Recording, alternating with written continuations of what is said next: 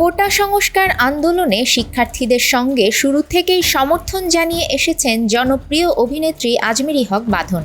এমনকি শিক্ষার্থীদের হয়ে নেমেছেন রাজপথেও, কখনো ফার্মগেট, কখনো শাহবাগ, আবার কখনো বা শহীদ মিনারের ছাত্র জনতার সঙ্গে।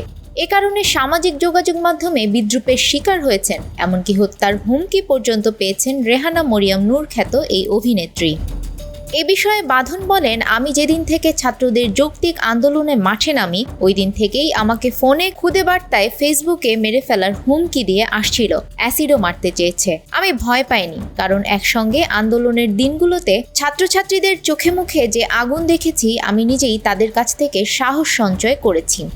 তিনি আরও বলেন, বলতেও খুব খারাপ লাগে, সহশিল্পীদের মধ্যে অনেকের সঙ্গে আমার কাজও হয়েছে। তারা ছাত্রদের পক্ষে মাঠে তো ছিলেনই না, উল্টো আমাকে ভয় দেখিয়েছেন, ব্যঙ্গ বিদ্রূপও করেছেন। শেখ হাসিনার পদত্যাগ ও দেশ ছাড়ার পর দেশের বিভিন্ন স্থানে নৈরাজ্য দেখা যায়।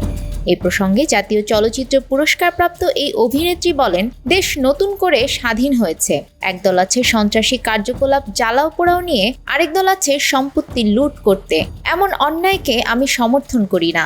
এখন ছাত্ররা যে পথ দেখালো আমাদের, সে পথে দেশ গড়তে হবে। এসব ধ্বংসাত্মক কার্যকলাপ বন্ধ করুন। বিনোদন ডেস্ক, আমাদের সময়।